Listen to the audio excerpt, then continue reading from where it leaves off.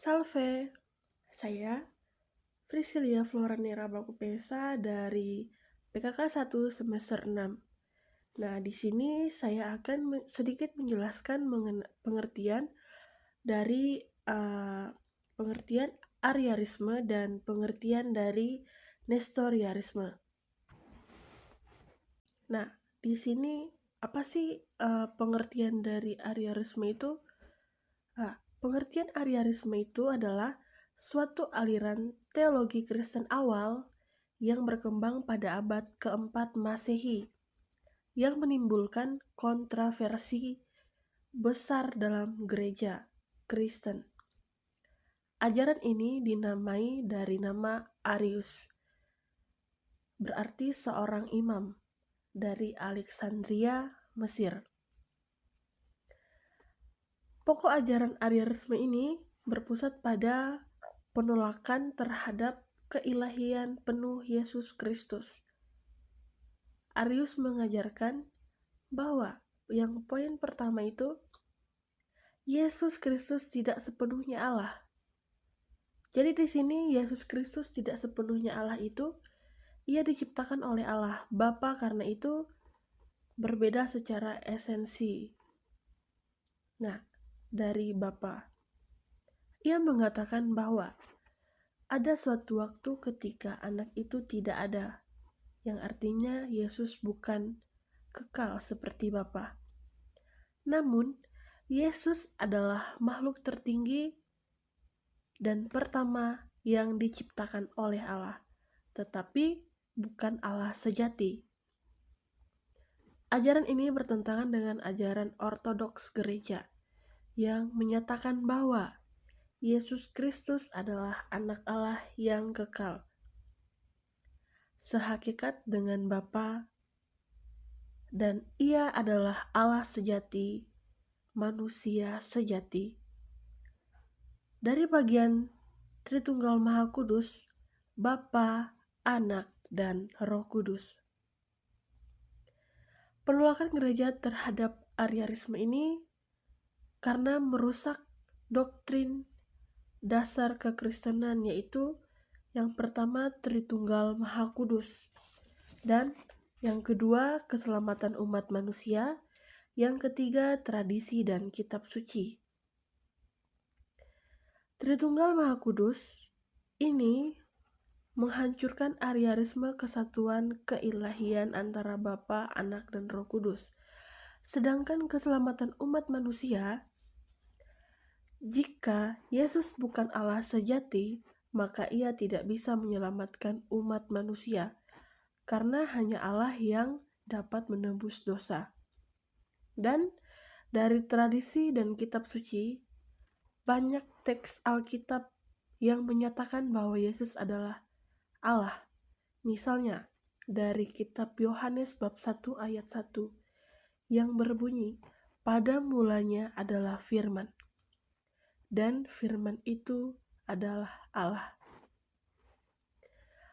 Nah, tanggapan gereja yaitu pada Konsili Nikea I yang pada tahun 325 Masehi itu menjawab krisis teologi. Kaisar Konstantinus mengadakan Konsili Nikea yang pertama pada tahun 325 Masehi. Dalam konsili ini, Arianisme secara resmi dinyatakan sebagai bidat atau ajaran sesat. Konsili menetapkan bahwa Yesus Kristus adalah sehakikat dengan Bapa. Disusunlah Syahadat Nikea yang mempertegas keilahian Kristus sebagai bagian dari Tritunggal. Nah, jadi yang kedua, tadi poin yang kedua, kita akan menjelaskan pengertian dari Nestorianisme. Apa sih itu Nestorianisme?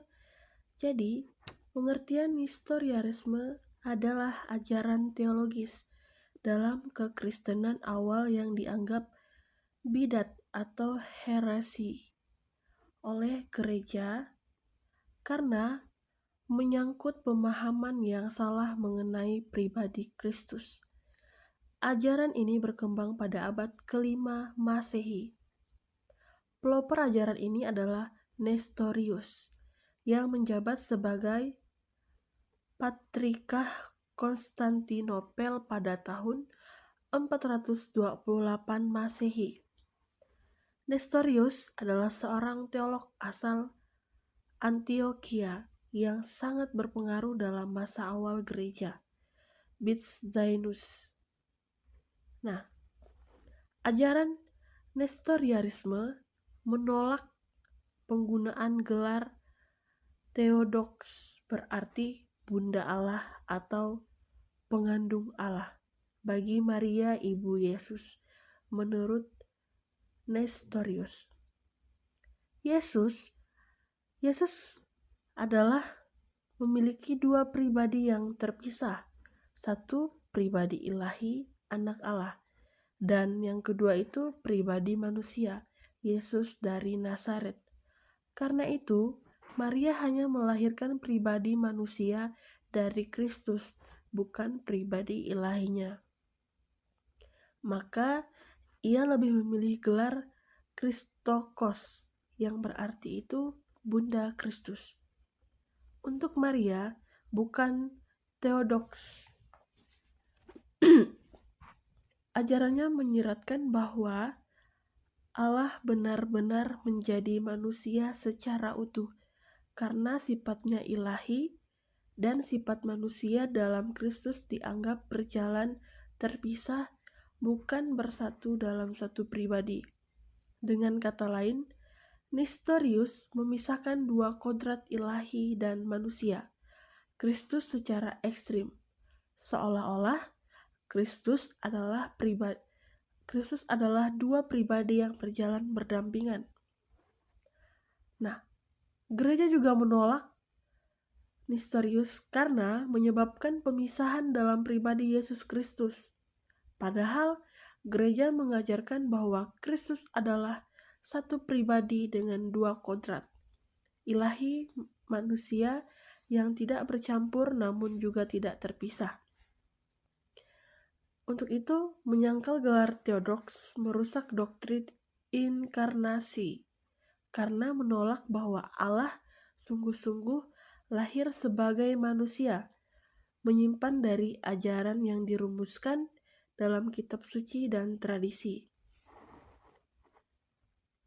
Tanggapan gereja dalam Konsili Efesus pada tahun 431 Masehi. Nah, di tahun Konsili Efesus ini, gereja secara resmi menyatakan ajaran Nestorius sebagai bidat, menegaskan bahwa Maria adalah Theotokos karena ia mengandung dan melahirkan pribadi ilahi yang adalah Yesus Kristus sendiri, dan menyatakan bahwa dalam pribadi Yesus Kristus terdapat dua kodrat, yaitu ilahi dan manusia, yang bersatu secara hipostatik dalam satu pribadi. Baik, sekian dari penjelasan yang dapat saya sampaikan. Terima kasih.